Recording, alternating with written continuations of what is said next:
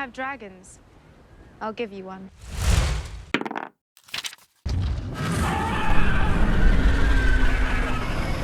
Welcome back to Heroes and Whiskey. We are 3D printing our way through the D&D Monster Manual, and today we have monster number 83, the long overdue White Dragon.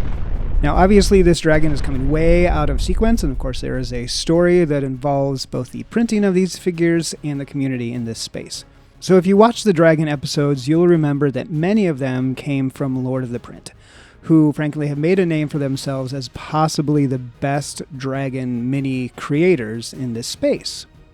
And originally I had intended to use their ancient white dragon, which very much has the characteristics you'd expect of a white. You'll also know that with the dragons, I'll print some parts from the dragon in FDM and some in resin, and so this dragon was no different. And needless to say, I was a bit surprised to discover that the pre-supported pieces for resin printing and the unsupported pieces didn't actually line up. They were literally different cuts of the same figure. So at the same time, I had been chatting with the guys from Claymore Miniatures. We had printed their Casme and their Barb Devil, and I was like, I really need a white dragon. And as it turned out, they planned to release one around the same time I would be finishing my dragon series, and that's how we got to today. So this is the Ancient White Dragon from Claymore Miniatures, and I think it fits in great with the series of dragons we finished a few episodes ago. Of course, the White Dragons are known for their icy personalities. I love the line in the manual where they freeze the corpses of their enemies to scare off the next guy who comes along. Now, a white always makes for a great underlying presence in a campaign. You've got a countryside frozen in time in the grip of some grumpy ancient white, and the party has to battle frost giants and other icy nasties to get to the dragon's lair, all while keeping themselves from freezing to death. Slay the dragon, become heroes to the town, and reap the rewards.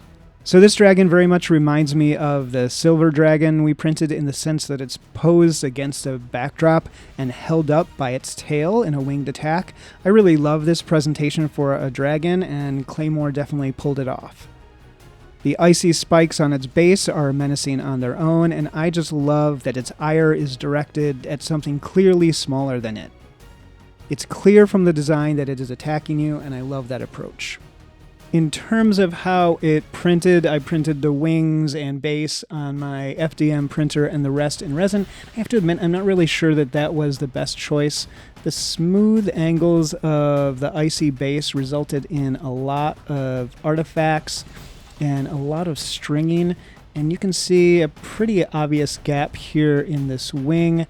That seems to happen a lot with these mixed media attempts where one wing attaches pretty seamlessly, although there's a little gap there, but then the other one just doesn't work. So if you're attempting this guy and have a big enough printer, maybe try it all in resin. Otherwise, it looks really fantastic. You can see it's got these scales along its back, which look really great. The mouth and the teeth came out sharp, the claws came out sharp, and this is definitely, this is the pattern that you want to do wings with when you're talking about a dragon, because even if you print them FDM, the layer lines are really not all that obvious until you get to the very tips. So well done, Claymore, kind of adding a membrane-style texture to these wings. In terms of size, you can see it's quite large compared to a 6-foot figure, but it's noticeably smaller than the similarly styled silver from Lord of the Print. Their bodies are about the same size, but the silver's wings and tail are much, much larger. The plus side of this more compact approach is that it's much easier to transport and much less top-heavy. In terms of resources, it's $23, which is consistent with the other dragons we've printed, and it took about 34.5 total hours of print time to print him, which is actually pretty low for these dragons. So we are up to $825 and 37 days and 17 hours of total print time.